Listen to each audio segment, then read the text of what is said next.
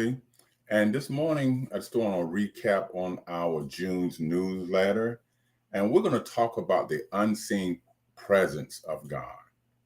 As believers, we walk by faith on this journey of life. Nevertheless, at times, we become weakened as we face seemingly unattainable challenges where we cannot sense the presence of God. The prophet Elijah prayed to God that his servant would see what God was doing. And because King Ben-Hadad of Syria, King Ben-Hadad II, was after Elijah and Elisha. So therefore, the servant was wondering, like, the king is coming, his troops are coming. Like what he said to Elisha, the prophet, what are we going to do? So what Elijah told him, or he prayed to God, God, open his eyes that he may see and sense your presence. And that's what we need to do. We need to pray to God to open our eyes so we can see what seemingly unseen presence. See, God is always there. Sometimes as we go through, we can't sense him, can't feel him. Of course, we can't see him, but we cannot even do any of this, cannot even sense him, hear him. We feel alone. We feel like we're on an island by ourselves. Now, how many of you have felt the way? I have felt that way in my flesh, like, God, you have forsaken me. Where are you? So God opened up the eyes of this servant.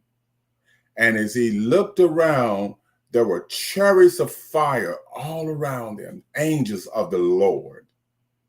Angels are still present today.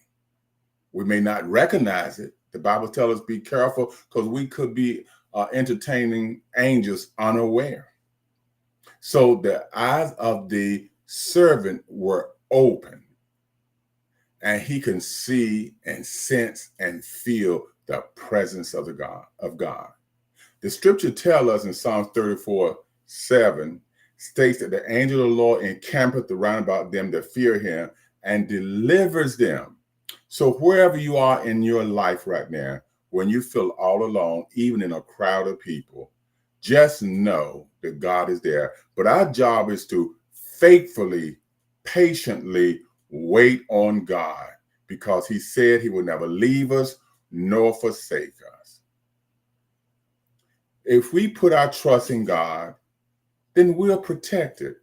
Therefore, there's no reason for us to fear, because God fights for us.